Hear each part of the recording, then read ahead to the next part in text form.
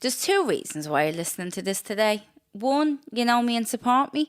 Two, you're a nosy old shy. Either way, I'm happy to have you. You're listening to episode 11 of the Unedited podcast. Do you think you could handle it? Do you think you could? Do you think you could handle it? Do you think you could? If this is your first time tuning in, you are very welcome. And if you are a continuous listener, I'm very sorry. I'm very late. I promise not to be anymore.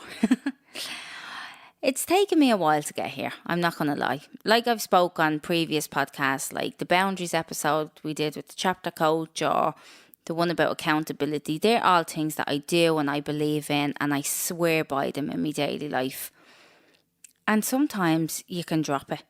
You know, for whatever reason, you can not implement your boundaries as much. You can not be accountable as much. And that's kind of what I've been doing the last couple of weeks. No, it's definitely what I've been doing the last couple of weeks. And the result of that, I began to nearly get suffocated by me adult admin. You know, like all the things that you need to do. Like everything. Your daily life, your bills, your renewing your tax on your car, like all of these things that you just have to do. I was just dropping the ball and life was starting to get a little bit unorganised, or maybe cluttered is probably the best word. It was getting cluttered and I can't stand clutter. I don't know about you, but even if my wardrobe is too messy, it creates this sort of tension. You know, I can't concentrate, I can't think straight, I have no clarity on what I'm doing. So I do my wardrobe, I clear it all out, and after it's all completed, I have a clear mind, I have a little bit more direction, I know what I'm wearing for the week, I'm organised and I'm ready to go. I'm prepped and prepared for my life and my week ahead. Well, when you drop the ball and you stop doing your adult admin and doing all of your adult things that you need to do, you definitely get cluttered and clustered and you're not as organised, you're not as productive and you're not as happy in your daily life. And that's exactly how I was the last couple of weeks. So I didn't really want to come on and talk to you about it because I always want to share, like, you know, motivational, inspirational things. But I suppose I'm coming on today and I'm telling you that sometimes you just drop the ball and you have a couple of weeks that things get on top, or you might feel a little bit overwhelmed and you haven't got clarity in anything what you're doing, and that's completely okay. But I suppose, what do you do? How do you get yourself out of that hole? Well, let me just tell you how I got out of mine. So first things first, I had to make a list. I had to make a list of all the things that I had to do, and then I had to put them into like a sense of urgency. So taxing my car was definitely one.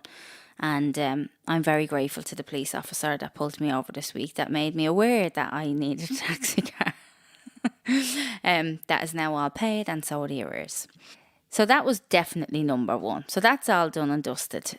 And then I continued to make a list and tick them off one by one, but it wasn't easy. Like, I had to literally breathe through it. I had to take a couple of deep breaths. I had to just take a moment to myself to clear my mind, make this list and just start ticking them off. As I ticked them off, as I completed the tasks, everything started to get a little bit lighter and lighter. You know, and it can be a lot. Like, you know, like I said, I have a small business and I have to order stock for that business and I have to do all the administrative work for that business, and there can be a lot in it. So I had to do all of that. I'm also a mum. I had to do all of that.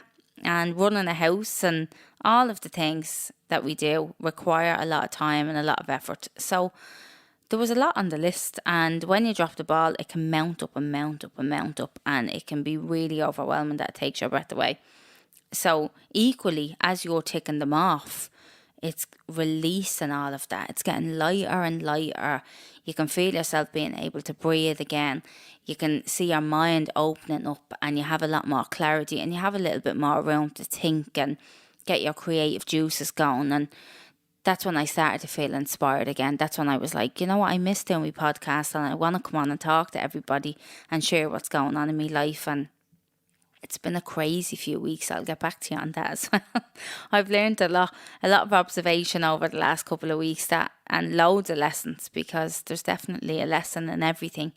But anyway, so as I ticked off this list and I decided to get a little bit of clarity, I came to the understanding that all of this clutter, all of this life clutter, you have to accept the fact that you cannot do it all. We're only one person.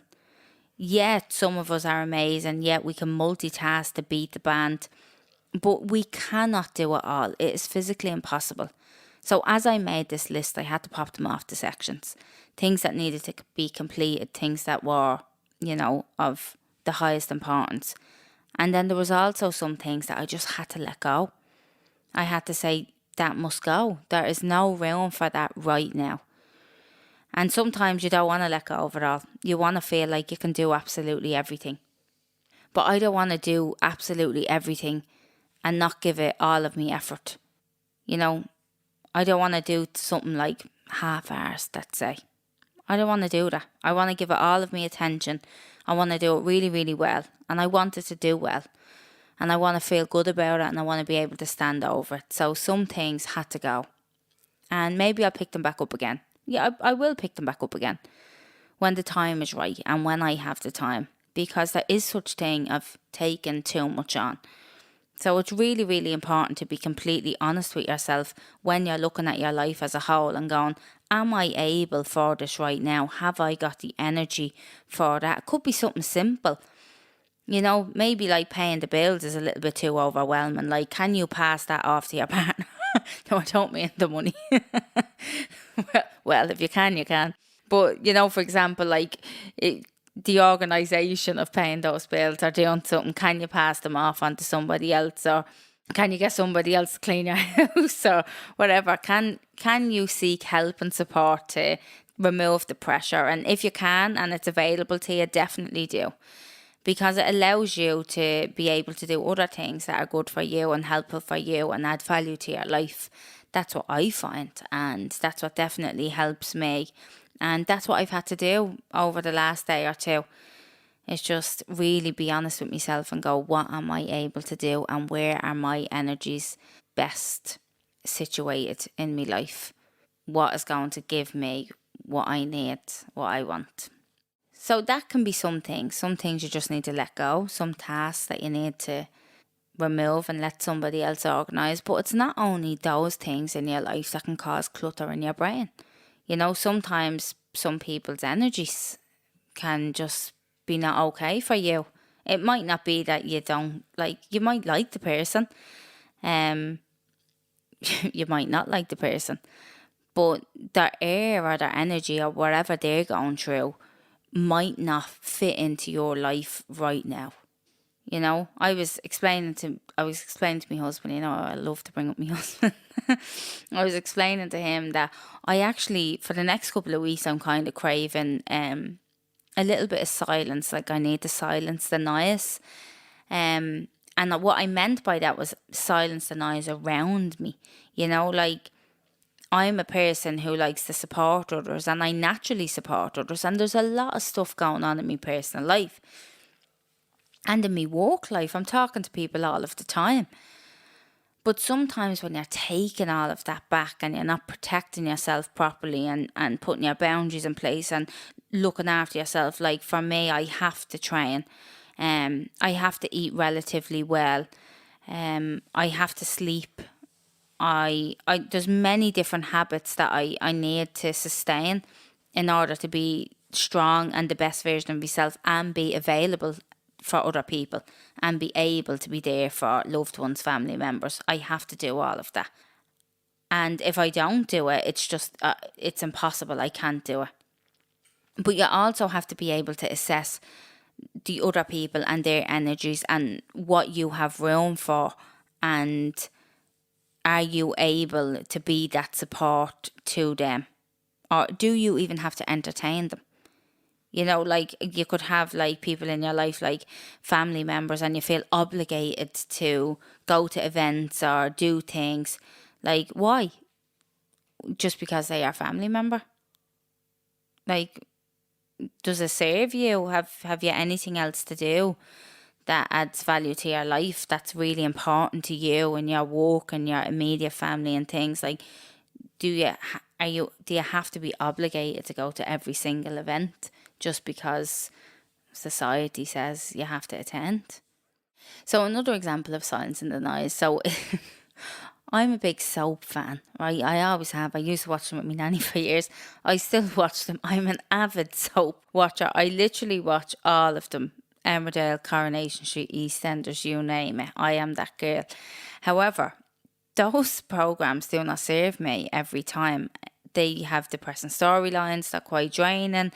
They don't require much thinking power. They're not really very inspirational. So if you're trying to get things done in your life and you're trying to push forward in your career or be more productive, are they really the best things that you need to be watching? No, they're not. But that's a habit. That's a habit that I've had for many, many years. I nearly have a commitment to these soaps. So I feel like I have to watch them, and it's something I naturally go towards. But now, once I'm trying to focus, silence that noise, serve myself the right stuff, I have to change the habit. I have to implement different things. So I might switch up the soap for a podcast. I might switch up the soap for an inspirational documentary or a book or a good night's sleep. Another one for me is cleaning. Like, I can't concentrate on anything in a cluttered room. I can't concentrate on work. I can't even watch a bit of telly if the room is in any way cluttered at all. But that can also be a blocker. You know, like I said, I'm only one person. I'm trying to do all of these things.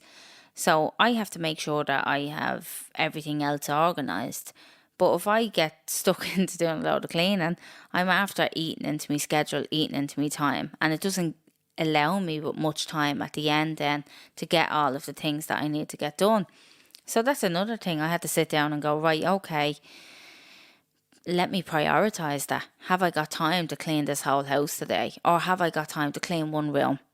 Clean that one room, go into that one room and do what I need to do for everything else.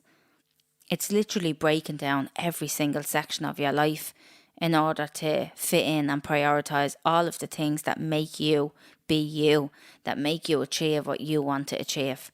That in itself is work. That in itself is a commitment. And it's okay if you drop the ball on that every now and again. I 100% have. But I'm another thing I'm committed to is this podcast.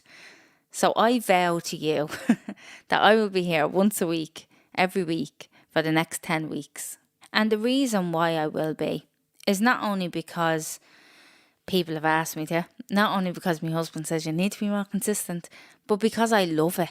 I love speaking into this mic. I love the fact that people listen, and I hope that people take something from it, and that makes me feel like me. I just love it. And the fact that I didn't do it for the last couple of weeks has definitely sent me off balance. So definitely do what makes you feel like you. And that was another thing that I noticed in the last couple of weeks. So obviously I've had a few weeks off and I've had loads of different amazing experiences. A really, really interesting time of it, in fact. And two stories that stood out to me in the last couple of weeks I have to share with you. They're the most opposite, but yet the most similar, and the most incredible things I've ever witnessed all in one weekend. So, I have two family members, and they're both very different. So a couple of weeks ago, I had a very interesting weekend, and it didn't start off amazing, if I'm being honest. It didn't start off with this incredible heightened energy. It was a little bit the opposite, in fact. However, on this day in particular, my family, some of my family, had decided to come down to my house, and we had a spontaneous little night together. We ordered food, the kids all dressed up, and we had a great little party, and we shared stories, and we were all chatting. And one of my family members in particular, who is so brave and so amazing, decided to come out and tell us about his sexuality. And that was one of the most difficult things that he's ever had to do, one of them. And it was incredible that I could create an environment for him to be comfortable enough to stand up, literally stand up and say who he was, how he wanted to live his life. And it was incredible. It was so, so amazing.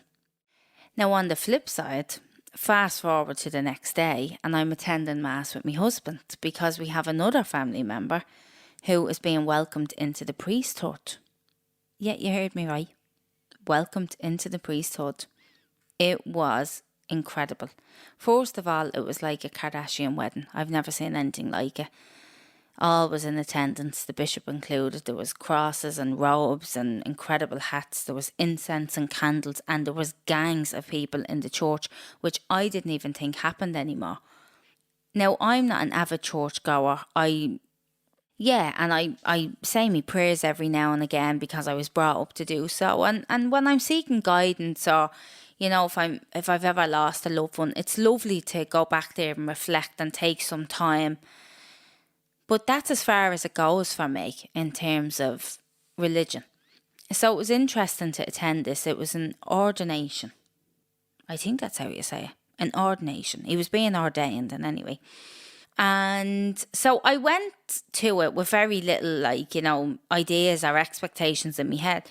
So when I attended, I was first surprised by the incredible, amount of people in attendance, with how absolutely stunning the church was. Now, I went because this person in particular has only ever been nothing but nice to me, and I know that it means the absolute world to him. So I wanted to go and support, and that was very, very clear. And remember the night before, I just been with my cousin who had came out about his sexuality. So it was two completely different ways of life. But the similarities to the both of them, one when, my cousin had stood up and said those incredible words, I am gay, to when my other family member then the next day kneeled down to be welcomed into the world that he felt called. They were both had this incredible sense of relief, like this amazing inner happiness. They both looked like they were floating. And it just made me think to myself, sitting there like an observation of both of them, good for you both. Go wherever you're drawn. Go with who you are. Go with what you believe in. Believe in yourself. Make yourself happy. Be happy without judgment of anybody else. Be unapologetic about who you are. They both did that weekend. And I'm so blessed. Excuse pun. I am though. I'm so, so blessed that I got to witness something like that. It was honestly a true honour to be a part of both of them things for both those men. And for anybody listening, regardless of whatever way you choose to live your life, that's exactly it. It's your life. You can do it whatever way you want to do it. They did. And they looked very, very happy. Now, with that all being said, I'll leave you with a nanny mantra. My nanny used to always say, if we were all the same, life would be boring. And it's true. It's totally true. It actually reminds me of a time when I myself decided to follow a different vocation. So I was christened, like most people. I was christened, but I was christened in the Church of England because my nanny and granddad were both English, and they moved to Ireland when they were first married.